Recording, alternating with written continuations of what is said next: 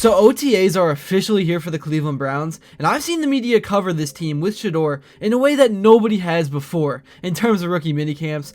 So I cannot wait to see what goes on as the quarterback competition and really just everything for this team in general starts to ramp up in OTAs. I apologize if I used too strong of a title. I was trying to figure out what to title this video, but we did get to see our first few clips of the Browns in OTAs and a few throws from Sanders in Dillon Gabriel. So really we got to see our first glimpse of Shedeur, Gabriel, Flacco, and Pickett out there for OTAs, but tomorrow the media is allowed to come in, so that's when all the reporting really starts. So really in this video, I just want to talk about what we learned from today. I'm going to be reacting to some of the tweets from inside sources, and also just the general public. We're going to be diving into everything that happened today, and everything you need to know as we head into this next phase of the Browns offseason. But before I begin, I would really appreciate it if you would drop a like and subscribe. It only takes 5 seconds, plus you can always change your mind.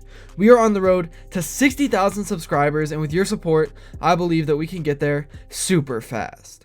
Alright, so I think the first and main thing we can take away so far is that Shedeur Sanders is remaining in the number 4 spot in terms of the quarterback depth chart, and there are actually rumors that have said his spot on the team is not guaranteed. Now, I know some people are just trying to get reactions out of the Sanders fan base, and I hate this word, but there are some people trying to just like rage bait. But I think one of the things the Sanders fan base and following does have to realize is that Shedeur's spot on this team, even with the contract he signed, is not totally guaranteed because he was a 5th round pick and there are 3 QBs ahead of him. Now, if I had to bet, I'd put all my money on him making the roster. I mean, he has so much upside, and people have said he has impressed the Browns coaching staff so far, and honestly, in terms of upside, he probably has the highest ceiling of any quarterback on the team. Kenny Pickett sucks, we all know that. He was a useless signing, let's be completely real here. And then Dillon Gabriel's size could limit what he is capable of becoming in the long haul. But Sanders has all the tools, the frame, everything a quarterback needs to be successful.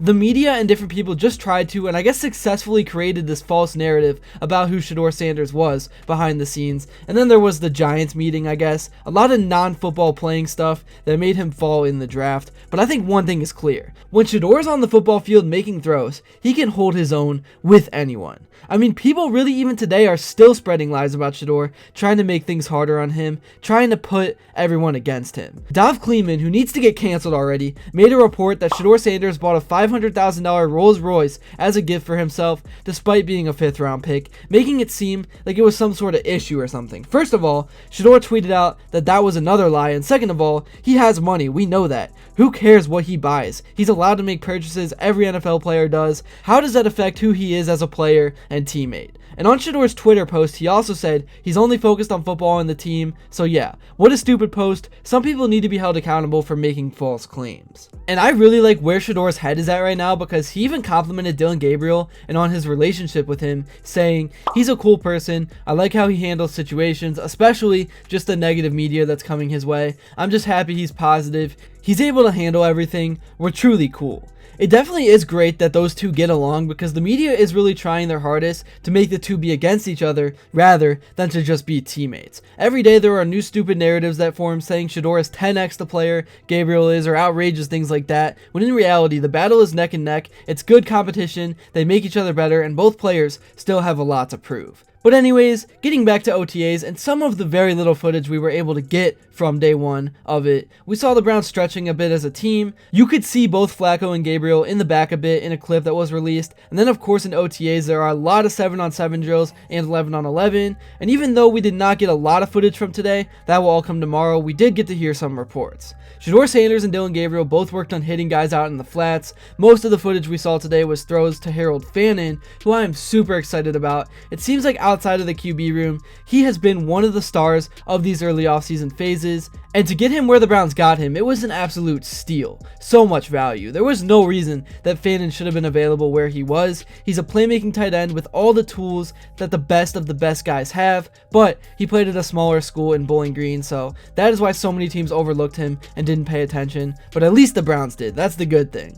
Now to get away from OTAs, because I'm not going to try to create a bunch of storylines and narratives that don't exist. I'll wait until tomorrow to get into and break down everything we saw from Shedeur and Dillon. But now in terms of some recent news that has come out, the Browns have signed their 5th round pick in Mason Graham. This was obviously going to happen, but there have been reports about him struggling with his weight and conditioning, throwing up on the sideline a lot, and over the last few months, he has been like 30 pounds heavier and lighter. His weight fluctuation has not been a good sign for long-term health in this league, so the Browns have been trying to jump on that immediately. They're trying to force him to fix his habits, which I have no doubt that Graham will be able to do. Anyways, his deal is a fully guaranteed contract worth just over $40 million over the first initial 4 years, including a $26 million signing bonus. The 5th year option would be set based upon average salaries of other defensive tackles at that time, which changes by year.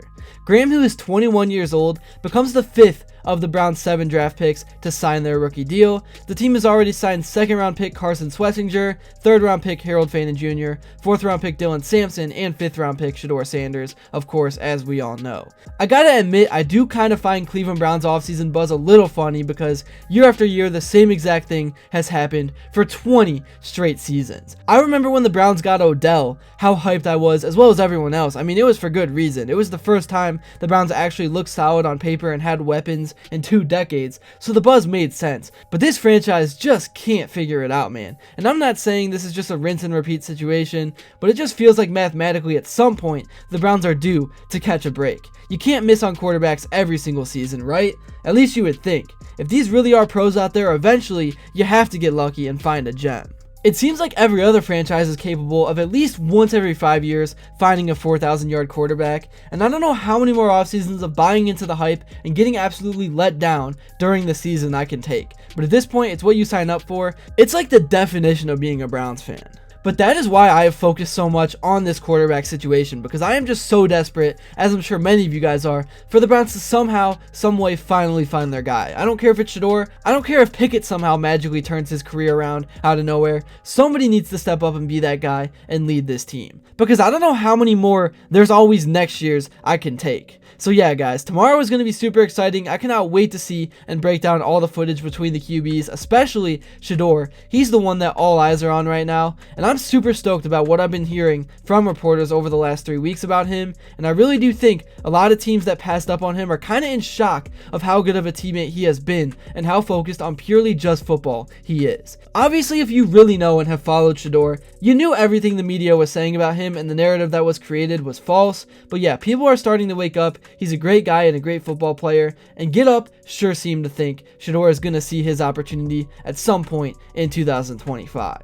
I believe he will start at some point next season. I believe Kenny Pickett will be the front runner. We have to remember he was the 20th overall pick of the Pittsburgh Steelers a few years ago. But everything you're hearing out of Cleveland is how impressive Shedeur Sanders is. This is a guy we talked about as a possible first rounder, and I think he's showing that talent there, and the Cleveland Browns are desperate for a franchise guy. That's really all I have to say for this video. Thank you all so much if you made it to this point, and if you enjoyed and haven't yet, please be sure to drop a like and subscribe, because your support truly does mean the world. And also, let me know what you would like to see next, and until then, I will see you all later.